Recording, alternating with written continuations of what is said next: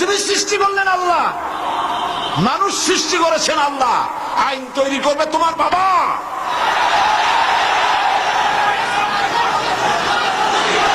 আইন তৈরি করবে কে? কে তৈরি করবেন? আল্লাহ রাব্বুল আলামিন আইন তৈরি করবেন।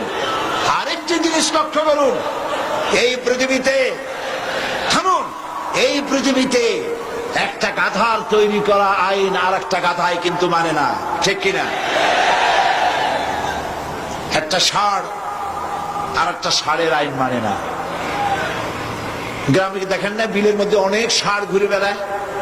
একটা ষাঁড় তার ঠ্যাং উঁচু করে বলল, ভাইয়ের আমার, বোনের আমার, এই বিলের মধ্যে কেউ ডাক দিতে পারবে না আমি ছাড়া। আর সব ষাঁড়েরা গরুরা লেজ উঁচু করে দৌড় মারলো। গরু একটা গরুর আইন মানে না, একটা ব্যাঙ আর একটা ব্যাঙের আইন মানে না, একটা বানর আর একটা বানরের আইন মানে না। আর তোমরা আশরাফুল মখলুকাত মানুষ, কার বাজানে কি আইন তৈরি করেছে সে আইন মানতে পৃথিবীর মানুষ বাধ্য নয়। মানুষ সৃষ্টির সেরা, আইন মানবে আল্লাহ। চিল্লায় বলো কার?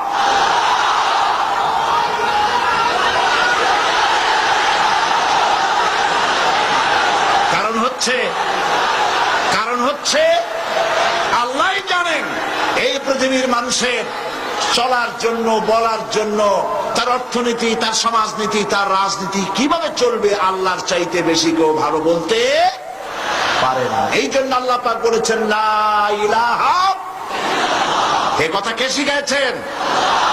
জোরে বলুন। আল্লাহ পাক শিখিয়েছেন, ঘোষণা করো লা ইলাহা ইল্লাল্লাহ। আমাদের জিকির আজগার, যারা জিকির আজগারে শেখানো হয়, লা ইলাহা আস্তে, ইল্লাল্লাহ জোরে, কলবের উপরে মারো।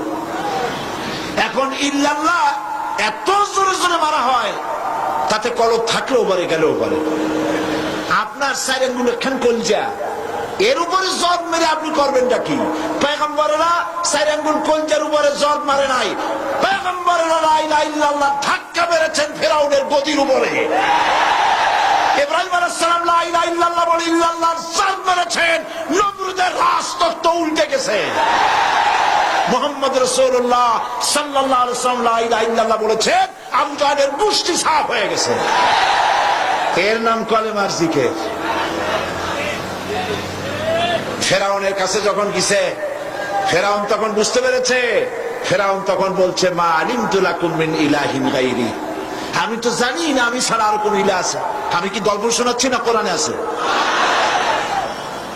আমি জানি না আমি ছাড়া কোন ইলাহ আছে। তুমি সংযত হও, এই ইলাহের দাওয়াত নিয়ে আর কখনো আসবে না। আবার যদি ইলাহের দাওয়াত নিয়ে আসো, লাআজআলান্নাকা মিনাল মাসজুনিন, আমি তোমাকে কারারুদ্ধ করে রাখবো। ফেরাউনের গোষ্ঠীরা সবসময় জেলের ভয় দেখায়, ঠিক কিনা? কিন্তু মুসারা জেল ভয় পায় না। জেল মুসলমানদের পায়ের জুতা, ফাঁসির মঞ্চ মুসলমানদের গলার জুতার ফিতার মতো, ফাঁসির মঞ্চের গলার দড়ি মুসলমানদের ফুলের মালার মতো। এগুলিকে মুসলমানেরা পরোয়া কোনদিন করে নাই।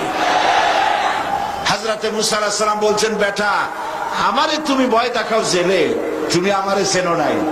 আমি মুসা কালিমুল্লাহ, আল্লাহর সাথে কথা কই, আমি আল্লাহর পয়গম্বর। তোর জেলের পরোয়া আমি করি না। মুসা আলাইহিস সালামের সাথী নাই, সঙ্গী নাই, লোক নাই, জন নাই। মুসা আলাইহিস সালাম বসে আছেন। আল্লাহ প্রশ্ন করছেন, ওয়ামা তিলকা বিয়ামিনিকা ইয়া মুসা। মুসা আলাইহিস সালামের কথা আল্লাহ কোরআন শরীফে কত জায়গায় বলছেন, সুবহানাল্লাহ। খুব আদরের নবী। মুসা, তোমার ডান হাতে ওটা কি?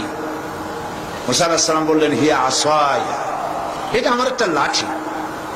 এই লাঠি দিয়া আমি ভর করে দাঁড়াই, এই লাঠি দিয়া আমি পাতা পাড়িয়া ছাগলের খাওয়াই, এই লাঠি দিয়া আমার ভেড়া, ছাগল ইত্যাদি অন্যান্য প্রাণী থেকে হেফাজত করি, এই লাঠি দিয়ে আরো অনেক কাম করি। এখন প্রশ্ন হচ্ছে, আল্লাহ জিজ্ঞেস করলেন এটা কি?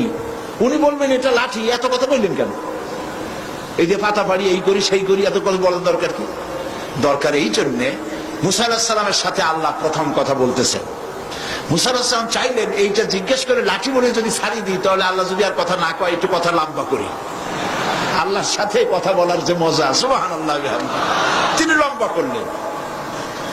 আল্লাহ বললেন, লাঠির যে ফজিলত তুমি বলছো ওইটা আছে, কিন্তু আর একটা জিনিস আছে লাঠির মধ্যে যা তুমি জানো না, তুমি লাঠিটা ফালাই দাও।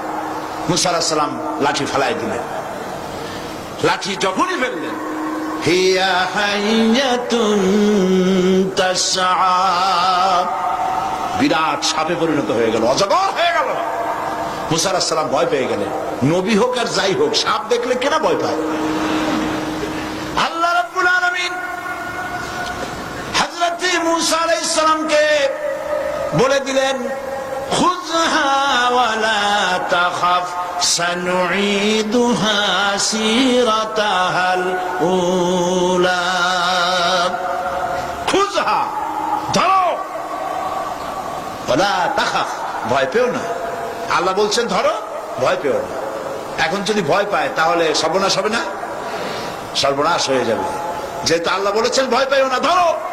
মুসা আলাইহিস সালাম সাপ যতই বড় হোক, আল্লাহ বলছেন ভয় পাইও না, তিনি ভয় পান নাই, ধরেছেন। কি হয়ে গেল? আবার লাঠি হয়ে গেল।